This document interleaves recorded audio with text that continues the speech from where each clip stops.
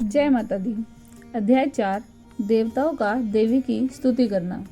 मेधा ऋषि बोले, देवी के द्वारा महाबली दुष्ट महिषासुर की सेना सहित मारे जाने पर हर्ष से रोमांचित हो इंद्र आदि सभी देवता प्रसन्न हो कंधे और गर्दनें झुका प्रणाम कर अनेक वाणियों से स्तुति करने लगे। जिस देवी ने यह सारा संसार अपनी शक्ति से उत्पन्न किया है, जो संपूर्ण देवों की शक्ति पुंज है, उस समस्त देवों और महर्षियों की पूज्य उस अंबिका देवी को हम भक्ति से नमस्कार करते हैं। वह हमारा कल्याण करे, जिसके अनुपम प्रभाव और बल का विष्णु ब्रह्मा शिवजी भी वर्णन नहीं कर पाते। हे चंडिके देवी, सारे संसार का पालन और शुभ अशुभ भय के नाश के लिए प्रेरित हो। जो देवी पुण्यात्मा पुरुषों के घरों में लक्ष्मी रूप और पापात्माओं के घरों में दरिद्रता, ज्ञानियों के हृदय में बुद्धि, सत्पुरुषों में श्रद्धा, कुलांगनाओं में लज्जा समान है। हे देवी, हम सब आपके सामने नतमस्तक हैं। इस संसार की पालन करो।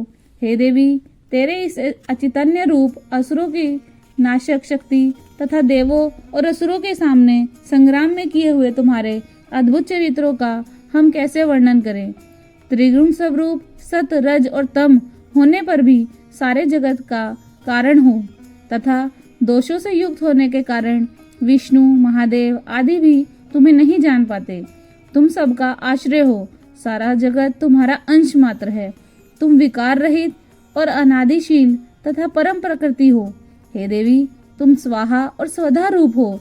यज्ञ कर्मों में तुम्हारा नाम स्वाहा उच्चारण करने से देवता और पितृ कर्मों में तुम्हारा नाम स्वधा उच्चारण करने से पितृ तृप्त होते हैं। हे भगवती, तुम मुक्ति का कारण और अचैतन्य ब्रह्म ज्ञान रूपा महाव्रता हो। राग द्वेष आदि दोषों से रहित तत्वेत्ता, इंद्रजयी तथा मोक्ष की इच्छा करने वाले मुनि तुम्हारा अभ्यास करते हैं, इसलिए आप सर्वोपरि हो। तुम शब्द रूप होकर भी पवित्र ऋग्वेद और यजुर्वेद तथा ओंकार युक्त रमणीय पदों के पाठ वाले सामवेद की आश्रय हो। तुम देवी वेदत्रयी और भगवती हो। प्राणियों के लिए आजीविका तथा संसार की विपत्तियों को हरण करने वाली हो। हे देवी, तुम संपूर्ण शास्त्रों के तत्व को जानने के कारण मेधा बुद्धि तथा दुर्गम संसार रूपी सागर के पार होने के लिए ज्ञान रूपी नौका होने से दुर्गा हो।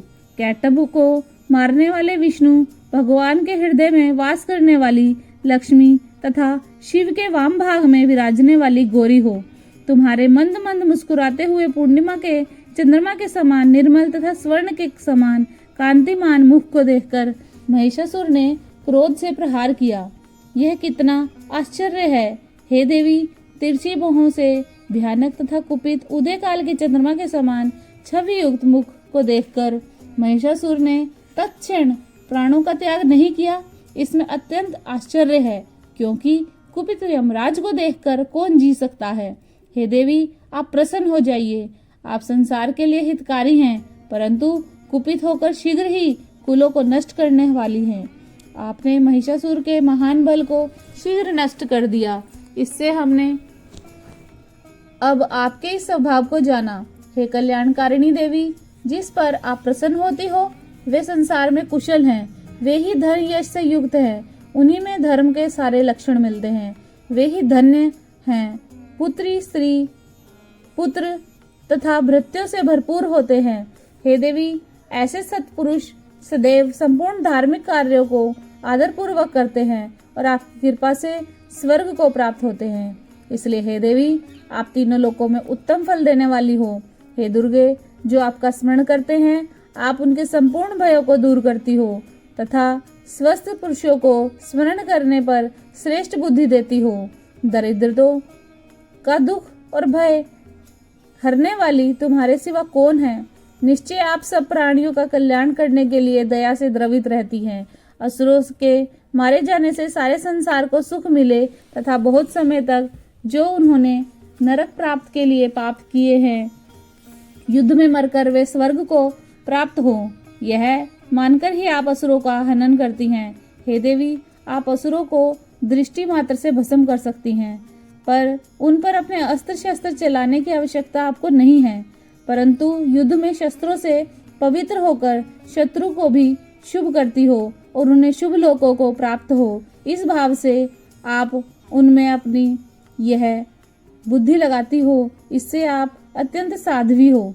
किरणों से सुशोभित अर्धचंद्रमा के समान आपके मुख को देखते हुए आपके खड़ग की उग्र दीप्ति पुंज और त्रिशूल के उग्र भाग की कांति समूह से असुरों की आंखों की ज्योति नष्ट नहीं हुई। हे देवी, आपका स्वभाव व रूप दुराचारियों को सदाचारी बनाने वाला है। अचैतन्य और क्योंकि कोई उसका समता नहीं कर सकता तथा आपकी शक्ति देवों के पराक्रम को हरने वाली असुरों को नष्ट करती है। इस प्रकार आपकी दया शत्रुओं पर भी प्रकट होती है।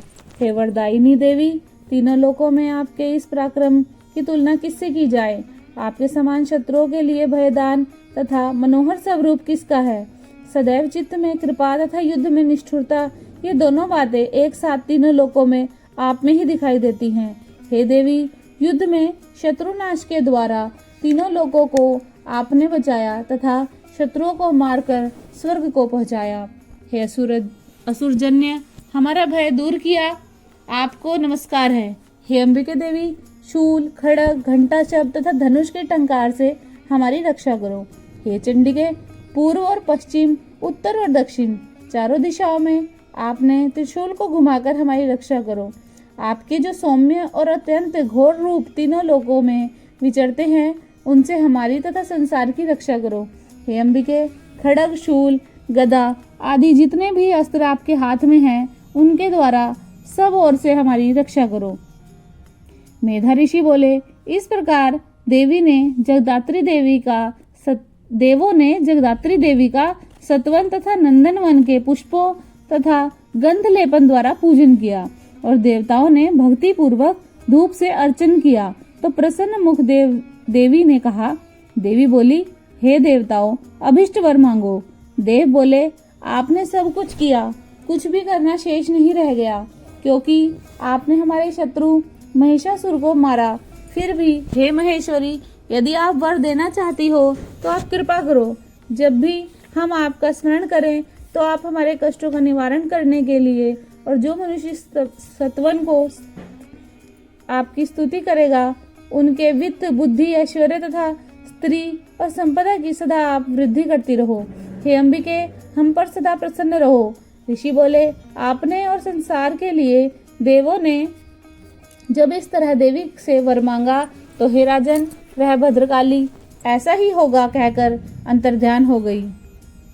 हे राजन, जिस तरह संसार की हितेच्छु देवी देवों के शरीरों से पहले के समय में प्रकट हुई थी, वह सब कथा तुमसे कही।